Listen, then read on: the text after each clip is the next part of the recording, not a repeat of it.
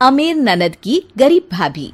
रीना एक मध्यम परिवार की लड़की थी, लेकिन उसकी भाभी शिवानी एक बड़े घर की बेटी। शिवानी की शादी अभिषेक से लव मैरिज थी। अरे भाभी, ये कितना अच्छा सूट पहना है आपने। काश ऐसा मैं भी पहन पाती। अरे क्यों नहीं रीना, वैसे भी तुम्हारा और मेरा नाम तो एक ही है, जब मन करे पहन लेना। भाभी, आपको आपके पापा ने कितने अच्छे कपड़े गहने दिए हैं। मैं उनकी इकलौती बेटी जो हूँ। बेटी तो मैं भी इकलौती हूँ, लेकिन क्या करे, पापा है नहीं, पता नहीं कैसे होगी मेरी शादी। तभी वहां शिवानी की सास आ जाती है। अरे क्यों नहीं करेगा भाई तेरी शादी धूमधाम से, आखिर जिम्मेदारी है तो उसकी। और वो दिन भी आ जाता है जब रीना की शादी तय हो जाती है।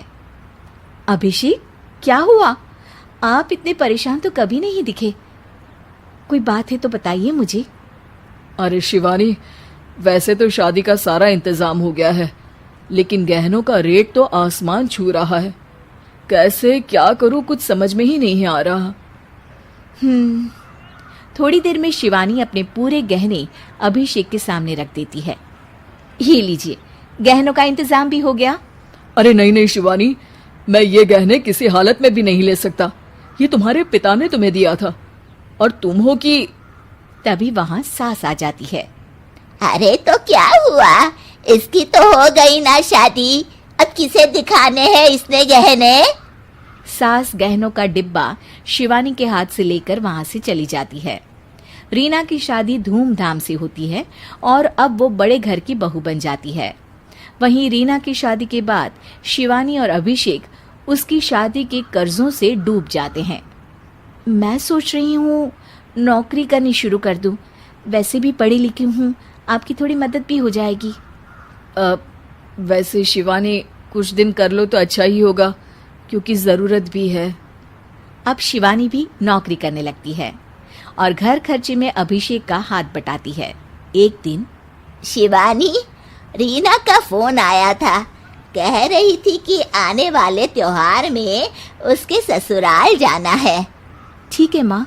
अरे ठीक तो है, लेकिन एक काम कर लेना, उसके सास ससुर से लेकर पूरे खानदान के कपड़े मिठाइयाँ सब ले आना, और हो सके तो रीना के लिए छोटे से कान में पहनने के बूंदे भी।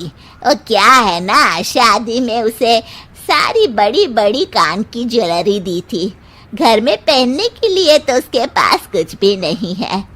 शिवानी सोच में पड़ जाती है कि वो क्या करे, क्योंकि कर्जों और घर के खर्चों के बाद तो पैसे बचते ही नहीं थे।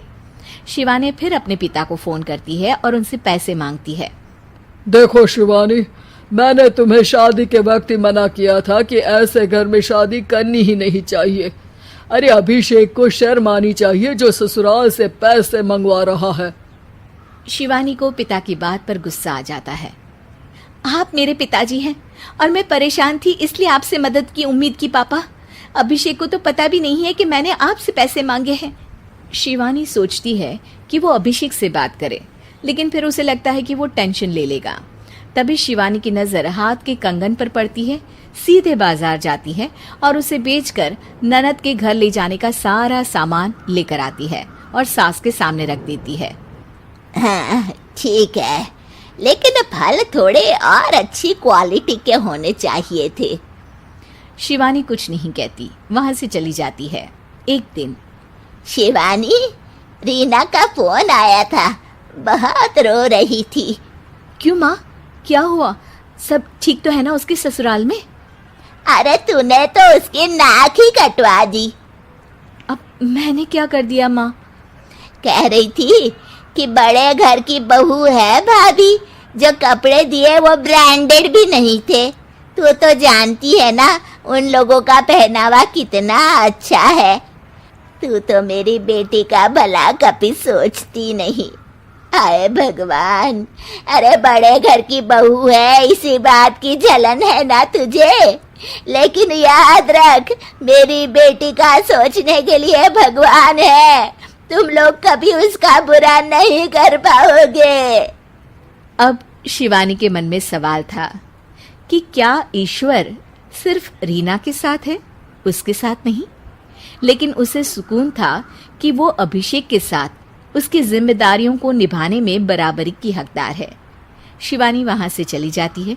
वो सास से कुछ नहीं कहती, क्योंकि अमीर घर की बहू बनकर रीना को भले ही सुकून ना हो, लेकिन गरीब घर की बहू बनकर शिवानी खुश है। क्योंकि खुशी पैसों से नहीं, परिस्थितियों पर निर्भर करती है।